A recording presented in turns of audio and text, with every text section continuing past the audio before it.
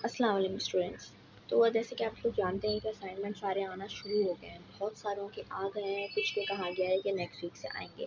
Management वाले courses जैसे हैं और कंप्यूटर साइंस वाले हैं उनके तो आ गए हैं मोस्टली सारे ही के सारे सब्जेक्ट्स ही, और सबकी ही लास्ट डेट आ रही है 30 अप्रैल की। अच्छा, तो यहाँ मैं आपके साथ समझाने जा रही हूँ कि MGT MT 611 का असाइनमेंट 1 किस तरह करना है, क्या मतलब है सवाल का और कैसे आप सॉल्व करेंगे। अच्छा, ये सारे जो है ना इनलाइन हैं। इस दफ़ा जो मैनेजमेंट वालों के आ रहे हैं वो ज़्यादातर इनलाइन सोल्यूशन वाले आ रहे हैं। इनलाइन से मुराद ये है कि आपने डायरेक्ट वहीं पे टाइप करना है, वहाँ पे टाइपिंग का ऑप्शन होगा और वहाँ टाइप करो, अलग से फाइल बना के अपलोड करने वाले नहीं हैं।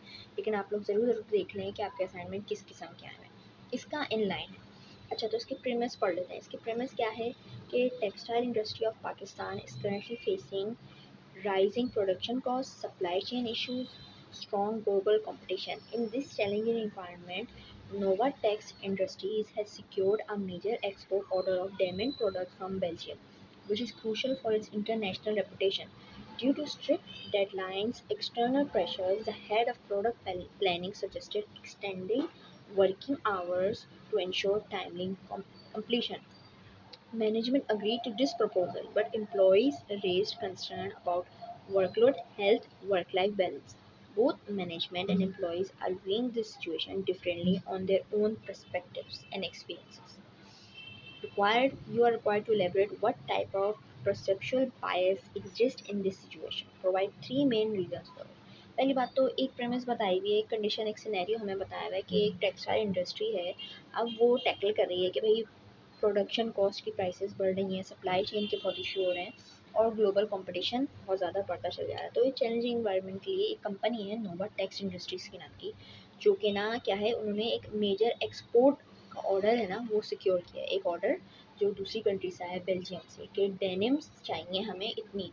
अब काफ़ी बड़ा ऑर्डर है, तो ताकि ये कंपनी टाइम पे अपना प्रोडक्ट बना के बेच सके।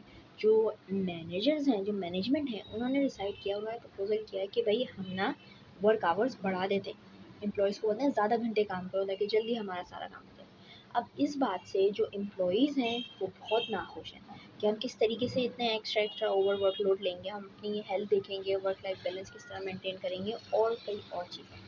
अब इसमें बताया जा रहा है, इसमें पूछा जा रहा है कि बताओ किस किस्म का परसेप्चुअल बायस एग्जिस्ट कर रहा है सिचुएशन में। यानी देखो, दोनों का अपना अपना अलग नज़रिया है।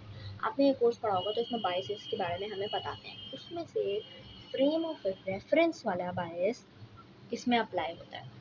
क्यों? क्योंकि देखो, मैनेजमेंट अपने नज़रिए से देख रही है कि भाई मैं एम्प्लॉय से बोलूँगा ज़्यादा काम करो तो टाइम पे हो जाएगा, और जो एम्प्लॉयज़ हैं वो अपने नज़रिए से देख रहे हैं सिचुएशन को कि भाई हम एक्स्ट्रा काम क्यों करें, हम थक जाएंगे, हमें अपनी ज़िंदगियाँ भी जीनी है, ऑब्वियसली घर भी जाना है उनको, उनको अपनी हेल्थ भी का भी ध्यान रखना है। ज़्यादा ओवर वर्क करने से वो खुद बीमार हो जाएंगे, ओवरलोड कैसे लेंगे। तो इसका जो मेन बायस है ना वो होता है फ्रेम ऑफ रेफरेंस वाला, क्योंकि इस सिचुएशन में लोग डिफरेंट व्यू से, जो इन्वॉल्व है ना लोग, वो डिफरेंट व्यू से सिचुएशन को समझ रहे हैं और डिफरेंट डिफरेंट एक्सपेक्ट्स पे इसके फोकस कर रहे हैं। तो तीन उसमें मैंने यहाँ पे मेन रीज़न दिए हैं। आप इसकी फ्रेम ऑफ रेफरेंस अकॉर्डिंगली थोड़ा बहुत चेंज कर लेना, वर्डिंग्स वगैरह चेंज कर लेना, इससे पहले आप अपलोड करो ताकि सेम टू सेम नहीं हो। लेकिन ऑब्वियसली फ्रेम ऑफ रेफरेंस इसका मेन आंसर है। रीजनिंग आप अपने पास से सोच के डाल सकते हो। एक रीज़निंग रखिए कि डिफरेंस है रिस्पॉन्सिबिलिटी रेट में, कि देखो ये मैनेजमेंट को तो रिस्पॉन्सिबिलिटी करनी है कि ऑर्गेनाइजेशन सक्सेसफुल हो रही है नहीं हो रही, डेडलाइंस मीट हो रही हैं, क्लाइंट जो है रिलेशनशिप क्लाइंट के साथ मेंटेन हो रही है या नहीं हो रही। लेकिन जो एम्प्लॉयज़ हैं उनको सिर्फ ये रिस्पॉन्सिबिलिटी नहीं है कि कंपनी आगे बढ़ती है या नहीं बढ़ती, उनको ये रिस्पॉन्सिबिलिटी जो असाइन टास्क है वो करें, उसके अलावा उनके अपने अपने भी डिसीजंस हैं, अपनी अपनी लाइफ है, वो भी उनको जीनी है। प्रेशर है एक्सटर्नल और इंटरनल फैक्टर का। एक्सटर्नली उनको प्रेशर आ रहा है इंटरनेशनल क्लाइंट्स और कंपटीशन के, जल्दी जल्दी से वो सामान बेचें मैनेजमेंट को। और एम्प्लॉयज़ हैं जो इंटरनली काम कर रहे हैं तो उनको इंटरनल प्रेशर फील हो रहा है कि भाई हमें जल्दी से बनाना है, क्योंकि मैनेजमेंट को तो नहीं बनाना, मैनेजमेंट तो बस ऑर्डर दे रही है, लेकिन एम्प्लॉयज़ को असल काम करना है। Time horizon difference. अच्छा, लॉन्ग टर्म बिजनेस गोल्स के लिए और ग्रोथ के लिए टाइम डिफरेंस भी इसमें इंक्लूडेड है। क्यों? क्योंकि ये इंटरनेशनली बेच रहा है ना सामान।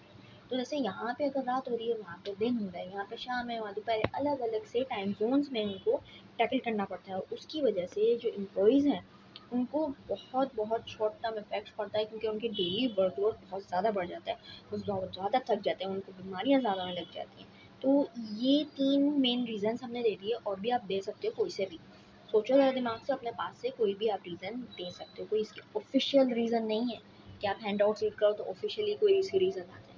मेन बात इसकी ये है कि फ्रेम ऑफ रेफरेंस वाला बायस है, रीज़न्स आप अपने पास से सोच के दे सकते हो कि क्या क्या इशूज़ हो रहे होंगे मैनेजमेंट और एम्प्लॉयज़ के दरमियान।